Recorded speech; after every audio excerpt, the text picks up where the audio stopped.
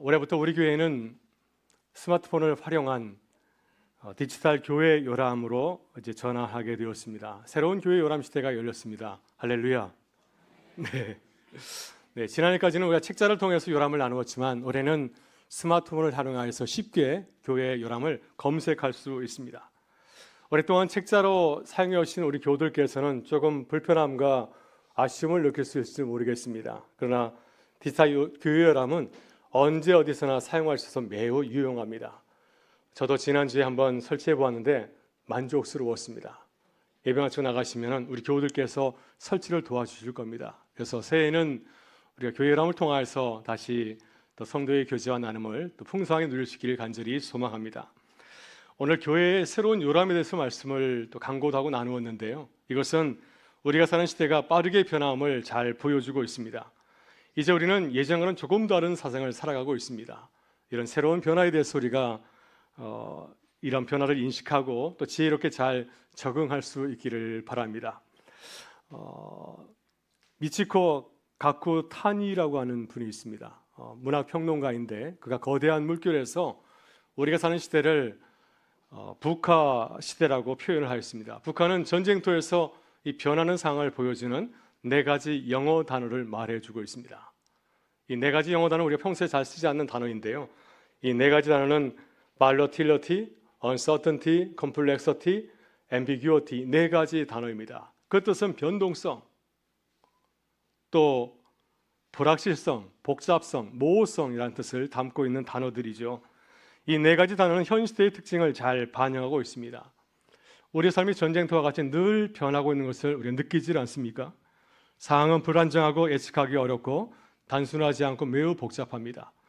그리고 분명한 목표가 보이지 않아서 어떻게 대응해야 될지 모호할 때가 참 많이 있습니다.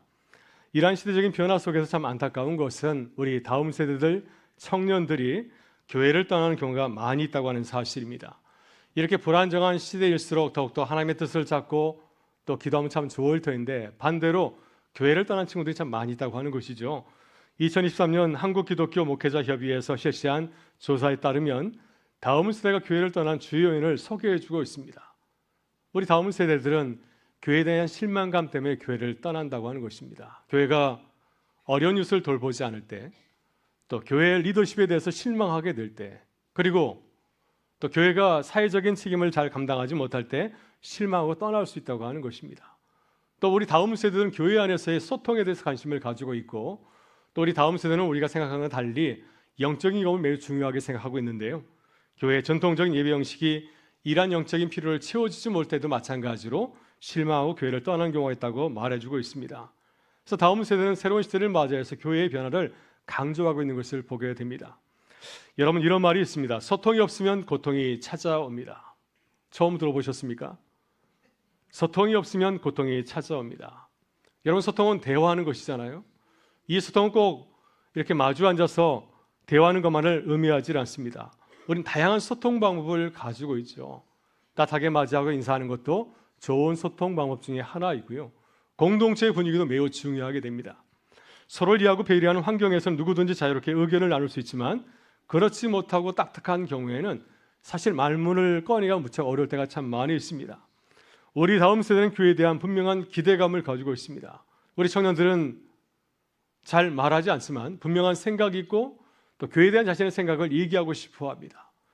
교회에 나오지 못하는 분들, 또 교회에 처음 나오신 분들도 마찬가지로 교회를 통해서 자신이 기대하는 교회의 모습을 확인하고 경험하고 싶어 합니다. 멀찍이 떨어져 있는 것이 아니라 교회 일원이 되어서 함께 아름다운 교회를 세워가고 싶은 마음이 있다고 하는 것입니다. 그래서 우리는 이 시대의 변화를 두려워하거나 걱정하기보다는 믿음의 눈으로 바라보아야 됩니다. 교회는 우리가 주인이 아니라 주님이 주인인 교회이죠. 주님께서 교회의 머리가 되십니다. 그렇기 때문에 주님의 생각을 묻고 한번 대답해 보아야 됩니다. 주님께서 기뻐하시는 교회는 어떤 모습일까? 또 그리고 우리 다음 세대들과 비신자들도 주님의 교회를 기뻐하고 참여할 수 있도록 우리는 함께 고민하고 기도해야 될 줄 믿습니다. 여러분 우리는 새로운 시대에 교회와 성도로 부름을 받았습니다. 이 시대를 바라보면서 주님의 뜻을 구하고 그 뜻을 따라서 살아가는 또 응답하는 교회와 성도가 될 수 있기를 주의 이름으로 축원합니다. 오늘 본문에서 만나는 세례자 요한도 새 시대의 부름을 받은 인물입니다. 세례자야는 어려운 시대에 태어났습니다. 그가 태어날 때 이스라엘 민족은 다른 지배를 받고 있었습니다. 아주 오래전에 이스라엘 민족이 애굽에서 400년 동안 바로의 지배를 받으며 살았던 것처럼 마찬가지로 세례요한이 태어났을 때에도 유대 나라는 타민족의 지배를 받고 있었습니다. 1절과 2절은 세례요한이 태어났을 때 그 시대 상황을 잘 보여주고 있습니다. 티베리우스 황제는 아우구스투스 초대 왕제의 뒤를 이어서 제2대 로마 황제로 등극하여서 15년 동안 제국을 안정적으로 잘 다스렸습니다. 이 시기의 로마는 강력한 국가로, 강력한 제국으로 발전하고 성장하였습니다. 그는 빌라도에게 유대 총독직을 맡겨서 10년간 유대 땅을 가나라고 다스리게 하였습니다. 또한 로마 황제가 임명한 분봉왕들이 유대 전역을 지배하였는데 그들 중에는 우리가 잘 알고 있는 왕들도 있습니다. 헤로데 왕과 그의 동생인 빌립이죠. 그리고 또한 안나와 안나스와 가야바는 대지상장으로서 이 시기에 중요한 정치적인 지도자의 사역을 잘 감당하였습니다. 그런데 이 시대의 유다에서는 강한 종말의식과 메시아에 대한 기대감이 커지고 있었습니다. 이스라엘 백성들이 모세를 따라 출애굽을 경험했던 것처럼 새로운 메시아가 나타나서 로마의 식민지로부터 해방하고 또 새로운 메시아 왕국을 세워주기를 간절히 고대하겠습니다. 이러한 사상이 성장한 배경에는 많은 사람들이 메시아를 기대한 것은 바로 이 시대에 이 빌라도가 유대 땅을 잘 다스리지 못했기 때문이고요. 또 마찬가지로 헤롯 왕과 여러 분봉왕들도 정통 유대인이 아니었고 그들이 하는 일들이 많은 사람들을 피곤하였기 때문입니다. 여러 가지 건설 사업으로 많은 사람들이 노동 현장에 참여하다 보니까 피로도가 아주 높아지게 되었습니다. 또 그들의 결혼 생활도 아름답지 못하였습니다. 형의 동생과 결혼한 이 헤롯 왕의 모습을 보면서 많은 사람들이 실망감을 표현하게 되었고요. 또 안나스와 가야바는 친로마적인 성향으로 해서 많은 백성들의 큰 실망을 안겨 주었습니다. 이런 상황 속에서 메시아에 대한 기대가 점점점 커져가게 되었습니다. 이스라엘 백성들은 로마 제국으로부터 벗어날 메시아를 갈망하게 되었고요. 이러한 생각들이 많아지다 보니까 결국은 로마 제국과 충돌을 피하지 못하게 되었습니다. 3번에 걸친 무서운 전쟁을 통해서 예루살렘 성전과 성경이 무너지게 되었고 또 많은 유대 백성들은 유대 땅에서 추방되는 비극적인 상황을 맞이하게 되었습니다. 이런 역사적인 상황 가운데서 세례요한이 강해에 나타나서 하나님의 말씀을 전하게 된 겁니다. 여러분, 세례요한은 하나님의 말씀을 통해서 그 시대와 상황을 새로운 시각으로 바라보게 될 때 자신에게 주신 하나님의 그 사명과 소명을 깨닫게 되었습니다. 이런 요한은 하나님께서 자신을 강야에서 외치는 자의 수를 부르신 뜻을 깨달았습니다. 이사야의 말씀을 통해서 자신은 메시아가 아니라 메시아의 길을 준비하는 사명을 받은 자임을 알게 되었고요. 모든 사람들이 오시는 메시아를 잘 맞이할 수 있도록 그 일을 감당하는 사역자로 자신을 부르신 것을 알게 되었습니다. 여러분, 세례자 요한은 편안한 삶을 포기하고 유대 광야에서 선지자의 삶을 살았습니다. 광야에서 엘리야처럼 낙타 털 옷을 입고 메뚜기와 석청을 먹고 생활하였습니다. 누가 봐도 선지자의 삶을 살아갔습니다. 그러니까 이렇게 힘들고 어려운 삶을 살아간 것은 하나님께서 자신에게 주신 이 선지자의 사역을 감당하기 위해서였습니다. 이런 세례자는 광야에서 새로운 시대를 준비하는 중요한 메시지와 행동을 보여주고 전하였는데요. 그는 자신에게 나온 사람들에게 세례를 베풀었습니다. 그 세례는 단순한 의식이 아니라 제사함을 위한 회개의 세례였습니다. 이 회개의 세례를 통해서 많은 사람들이 주님 앞에서 자신의 죄를 인정하고 진정으로 회개하여서 새 시대에 주님을 맞이할 준비를 해야 된다는 이 메시지를 많은 사람들에게 전파하였습니다. 당시 세례는 유대교로 개종하려는 이방인들이 거쳐야 되는 매우 중요한 절차였습니다. 유대인들은 이미 하나님의 백성이기 때문에 세례를 받을 필요가 없었습니다. 그렇지만 세례자 요한은 유대인들은 마찬가지로 똑같이 세례를 베풀었습니다. 요한은 유대인들에게 그들이 가진 잘못된 허위의식을 버릴 것을 촉구하였습니다. 그들은 아브라함이 그들의 조상이기 때문에 당연히 구원받을 것이라고 확신하고 있었지만 세례자 요한은 그들에게 이 선민의식을 강하게 반박하고 책망하였습니다. 아무리 아브라함의 자손이라 할지라도 자손다운 삶을 살아가지 못한다고 한다면 하나님의 심판을 피할 수 없기 때문이죠. 하나님께서는 우리의 구원자이시지만 또한 심판자이시기도 하지 않습니까? 우리 하나님 자녀의 삶을 살아내지 못한다면 하나님의 심판을 피할 수 없다고 경고하였습니다. 그래서 하나님 앞에서 자신의 죄를 철저하게 회개하고 회개에 합당한 열매를 맺으며 살아갈 것을 강하게 호소하였습니다. 여러분, 요한은 세례를 의식으로만 베푼 것이 아니라 세례를 받고 어떻게 살아야 될지 구체적인 삶의 모습을 알려주었습니다. 회개는 헬라어로 메타노이아라고 합니다. 이 단어는 두 단어로 이루어져 있는데 앞에 있는 메타는 후회라는 뜻이고요, 노이아는 생각, 지식이라는 뜻을 담고 있습니다. 그래서 이 메타노이아는 마음과 생각의 변화를 뜻하고 있습니다. 회개는 단순히 나 잘못했어, 자신의 잘못을 뉘우치는 것으로 끝나는 것이 아니라 우리의 생각과 가치관과 삶의 방향이 완전히 바뀌는 것을 뜻합니다. 하나님 앞에서 자신의 잘못을 뉘우치고 내가 이제는 하나님의 백성으로 새롭게 살아가겠습니다, 다짐하면서 새롭게 시작하는 것이 바로 이 회개의 삶입니다.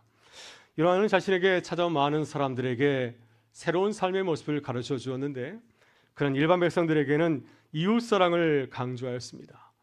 그는 옷이 두 벌 있는 사람들은 옷이 없는 사람들과 나누어 살 것을 권면하였습니다. 여기서 언급하는 옷은 속옷을 말합니다. 당시 유대 민족은 우리처럼 많은 옷을 가지질 못하였습니다. 여기서 말하는 옷은 크게 두 가지인데요, 하나는 겉옷이고 하나는 속옷입니다. 그래서 세례자는 많은 사람들에게 만약 당신이 두 개의 속옷을 가지고 있다고 한다면 그중 하나를 없는 사람에게 나눌 것을 당부하였습니다.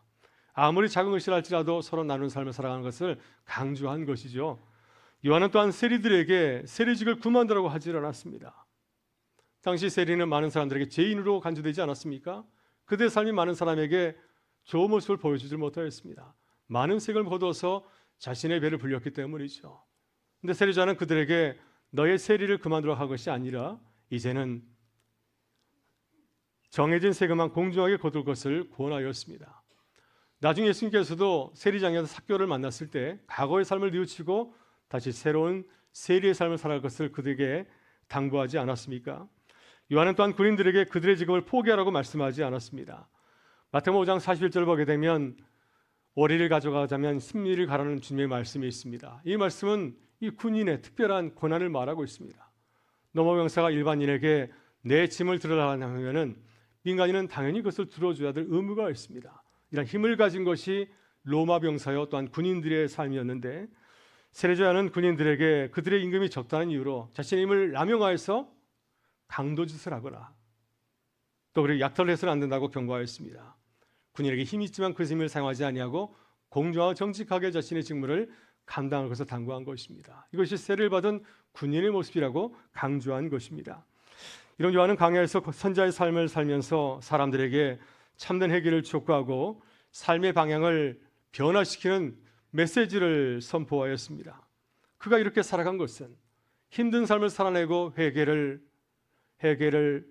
세례를 선포하고 또 삶을 변화시키는 메시지를 선포한 이유는 뭐냐면 그것은 바로 예수 그리스도를 준비하고 증거하기 위해서였습니다.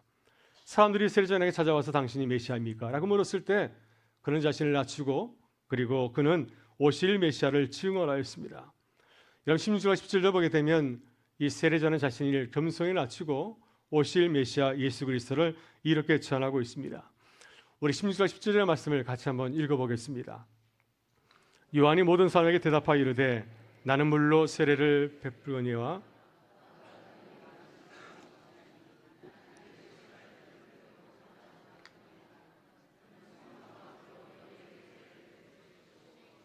손에 키를 들고 자기의 타작마등을 정하게 하사 알곡을 모아 곳간에 들이고 쭉정이는 꺼지지 않는 불에 태우시리라. 아멘.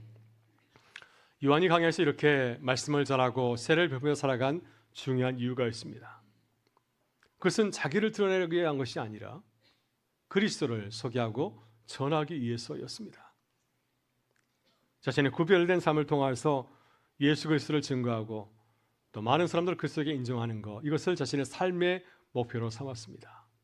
그래서 이사야의 예언대로 광야에서 애치는 자의 삶을 살았습니다. 오늘 세례자는 우리에게 참된 신앙의 모습을 보여줍니다. 세례를 받은 이후에 어떻게 살아가야 되는지 신앙의 모습을 잘 보여주고 있는데요. 이 시간 이 세례자 요한을 통하여서 신앙의 바른 모습을 배우고 실천하며 살아갈 수 있기를 바랍니다. 먼저 우리는 시대를 바라보고 하나님의 뜻을 읽어내는 신앙인이 되어야 됩니다. 여러분 세례자 요한은 광야에서 시대의 흐름을 바라보았습니다. 로마 식민 통치 아래에서 고통받는 백성들의 아픔을 들었고 또 그들이 처한 현실을 깊이 이해하였습니다. 동시에 그는 다가오는 메시아 시대를 바라보면서 새로운 희망을 선포하였습니다. 요한이 하나님의 말씀을 들은 곳은 어디였나요? 바로 광야였습니다. 그러면 광야는 사람이 살지 않는 애딴 곳이 아니라 그것은 특별한 영적인 의미를 담고 있는 곳이었습니다. 히브리어 광야는 미드바르라고 하는데요. 이 단어도 마찬가지로 두 개의 단어로 이루어져 있습니다. 앞에 있는 미는 뭐뭐로부터 알아온 전치사를 뜻하고 있고 그 다음에는 드바르는 말씀하다, 말하다. 이 히브리어 말씀하다 동사, 다바르 동사의 명사형입니다. 그래서 광야라는 말의 뜻은 하나님의 말씀으로부터라는 뜻을 담고 있고 하나님의 말씀을 듣는 장소라는 뜻을 담고 있습니다. 요한은 광야에서 하나님의 은혜를 간절히 사모하고 주님의 뜻을 깊이 묵상하던 중에 이사야의 말씀을 통해서 자신을 향하신 주님의 소명과 자신의 사명을 깨닫게 되었습니다. 그 말씀이 4절과 6절에 기록이 되어 있습니다. 이사야 40장 3절 이하의 말씀인데 같이 한번 읽어보겠습니다. 선지자 이사야의 책에 쓴 바 광야에서 외치는 자의 소리에 있어 이르되 너희는 주의 길을 준비하라. 그의 오실 길을 곧게 하라. 모든 골짜기가 메어지고 모든 산과 작은 산이 낮아지고 굽은 것이 곧아지고 험한 길이 평탄해질 것이요 모든 육체가 하나님의 구원하심을 보리라 함과 같으니라. 아멘. 네, 이렇게 세례자는 강야에서 하나님의 말씀을 묵상하는 가운데서 자신을 향한 뜻을 깨닫고 그 사명을 끝까지 잘 감당하였습니다. 오늘 우리에게도 광야와 같은 시간이 있으신가요? 매일 주님을 찾고 말씀을 묵상하는 그러한 광야와 같은 장소가 있으십니까? 여러분, 주님께서는 골방에 들어서 문을 닫고 은밀히 계신 하나님께 기도하라고 말씀하였습니다. 우리가 바르게 살아가기 위해서는 이 변하는 세상 가운데서 하나님의 백성으로 살아가기 위해서는 기도하는 시간과 공간이 필요하지 않습니까? 여러분, 새벽에 일어나서 말씀을 읽고 기도하는 거룩한 습관을 가지실 수 있기를 바랍니다. 예수님께서 바쁜 새벽 사역 중에서도 새벽에 일어나서 기도하지 않으셨습니까? 이 경건의 시간이 있었기 때문에 주님은 모든 유혹을 물리치고 끝까지 이 메시아의 사명의 길을 걸어갈 수 있었습니다. 우리 날마다 말씀과 기도로 시대를 바라보며 하나님의 뜻을 묵상하는 믿음의 사람들 되시기를 주의 이름으로 축원합니다. 다음 우리 하나님 앞에서 겸손하게 회개하고 그 삶을 살아내야 됩니다. 요한은 자신을 찾아온 백성들과 세리와 군인들에게 구체적으로 회개에 합당한 삶의 모습을 제시하였습니다. 어떻게 구원받은 자로서 살아갈 수 있을까? 어떻게 하면 하나님의 구원을 경험할 수 있을까? 그 구체적인 삶을 함께 나누지 않았습니까? 여러분, 하루의 일상을 한번 돌아보실 수 있기를 바랍니다. 주님의 눈으로 우리의 삶을 한번 돌아보시죠. 우리 하나님의 백성으로 경건한 삶을 살아가고 있으십니까? 또 기도하는 가운데서 주님께서 내게 은혜 주시면 그 말씀을 실제 삶으로 옮기는 그러한 믿음의 삶을 시작할 수 있기를 바랍니다. 어느 목사님이 대화 중에 이런 말을 했다고 해요. 지금 우리 시대에 꼭 필요한 말씀인 것 같은데요. 이런 말씀을 하였습니다. 검색이 많아지면 사색이 줄어듭니다. 검색이 많아지면 사색이 줄어듭니다. 무엇을 말하고 있습니까? 우리 일상을 살아가면서 스마트폰을 검색하는 시간이 굉장히 많은 것 같습니다. 뭘 하다가 잘 모르면은 검색을 하지 않습니까? 그래서 우리의 삶은 항상 스마트폰이 떠나지 않을 때가 참 많이 있습니다. 하루 동안 스마트폰을 사용하는 시간을 가만히 돌아보게 되면 그 시간에 깜짝 놀라게 되죠. 엄청난 시간을 이 스마트폰에서 보낼 때가 참 많이 있다고 하는 겁니다. 다소 우리는 하나님을 묵상하고 교제하기보다는 스마트폰의 시간을 허비하는 모습을 바라보면서 또 회개해야 될 줄 믿습니다. 그리고 대신에 우리의 생명의 양식인 주님의 말씀을 읽고 묵상하는 일에 더 집중해야 되고요. 또 주님과 기도하고 교제하는 시간을 더 가져야 됩니다. 그래서 주님의 뜻을 깨닫고 그대로 살아가는 믿음의 사람들이 되어야 됩니다. 그래서 우리가 새해를 시작하면서 다시 한번 우리의 삶을 돌아보면서 바르지 못한 모습을 발견하게 되면 회개하고 또 그에 합당한 삶을 살아가실 수 있기를 바랍니다. 무엇보다도 먼저 주님을 생각하고 주님의 뜻을 구하고 또 주님의 뜻을 알게 되었을 때 그것을 삶으로 옮겨가는 믿음의 사람들 되실 수 있기를 주의 이름으로 축원합니다. 마지막으로 우리는 변화된 삶을 통해서 예수 그리스도를 세상에 보여주고 전해야 됩니다. 우리는 계속해서 새벽에 요한복음의 말씀을 묵상하고 있는데요. 지난주 새벽에 요한복음 10장 40절 이하의 말씀을 묵상하게 되었습니다. 그 내용은 세례자 요한에 관한 말씀이었습니다. 예수님께서 유대인 명절인 수전절에 성전에 가서 말씀을 전하게 되었습니다. 유대인들이 찾아와서 예수님께 대화를 하였습니다. 예수님께 시비를 걸었습니다. 당신이 그리스도인지 아닌지를 우리에게 분명히 말해 주시오. 그랬더니 주님께서 그들에게 말하였습니다. 하나님과 나는 하나이다 라고 말씀하셨을 때 유대인들은 이 말씀에 시비를 걸었습니다. 신성모독을 범하였다면서 돌을 들어서 주님을 치려고 하였습니다. 그때 예수님께서는 유대인들을 피하여서 세례요한이 세례를 베풀었던 요단강가로 가셨습니다. 그곳에 많은 사람들이 있었는데 예수님께서 가셨을 때 세례자 요한의 증언을 기억하고 그의 전한 말씀을 따라서 주님을 바라보았습니다. 요한이 예수님에 대해서 말씀하지 않았습니까? 그 말씀의 기준에 비추어서 예수님의 삶과 메시지를 들어보게 되었을 때 그 말씀이 진실임을 알게 되었고 그래서 주님을 믿고 고백하게 되었다고 하는 것입니다. 많은 사람들이 요단강가에서 주님을 받아들인 것은 바로 세례자 요한이 정결하고 진실한 삶과 메시지를 보여주고 실천했기 때문이었습니다. 여러분도 주님의 자녀로서 회개하고 변화된 삶을 살아가야 되는 이유가 바로 여기에 있습니다. 우리는 주님을 보여주는 거울이 되어야 됩니다. 왜냐하면 사람들 우리를 통해서 주님을 바라보기 때문이죠. 우리가 정결하고 진실하게 살아간다면 사람들은 우리를 통해서 주님을 보라고 또한 천국을 다시 발견하고 기대하는 삶을 새롭게 시작하게 될 줄 믿습니다. 저는 지난 주일 마음이 무척 기뻤습니다. 우리 교회 안수 집사님께서 저에게 큰 기쁨을 주셨기 때문이죠. 새해를 시작하면서 우리 주방팀이 어려움을 호소하였습니다. 주방에서 무거운 그릇을 들고 주방팀을 도와줄 분들이 필요한데 없어서 굉장히 어려워하였습니다. 그래서 이 일은 또 매주일 반복되는 거죠. 우리가 매주일 식당에서 식사하며 교제하기 때문에 누군가 와서 도와줘야 되는 사람들이 많이 필요한데 또 그런 사람들이 없기 때문에 또 한 사람이 와서 도와주는 것이 아니라 많은 분들이 와서 함께 협력하면 참 좋겠다는 그러한 말씀을 하였습니다. 그래서 안수 집사와 신임 안수 집사들에게 이 주방의 사정을 설명하고 도움을 요청하였습니다. 그랬더니 안수 집사가 이 문제를 가지고 올리를 하였습니다. 그리고 즉시 좋은 결정을 내려주었습니다. 모든 분들이 이 일에 반대하지 아니하고 만장일치로 이 일을 돕기로 결정하였습니다. 그리고 그 다음 주일에 올해 주방 봉사팀과 또 일정을 다 짜가지고 저에게 가져왔더라고요. 그래서 매주일마다 2명이 한 조가 되어서 주방 일을 돕기로 결정하였습니다. 할렐루야. 네, 그래서 제가 이 안수집사를 통해서 우리 교회를 새롭게 바라보게 되었고요. 그리고 하나님께 큰 감사를 돌리게 되었습니다. 여러분 올해 우리 교회가 함께 생활하면서 주민으로 우리 교회를 바라보고 지역사를 들여다보고 함께 기도하는 교회가 될 수 있길 간절히 바랍니다. 그리고 주님의 뜻을 깨닫고 그 뜻을 실천해 가는 교회와 성도들 되셨기를 주의 이름으로 축원합니다.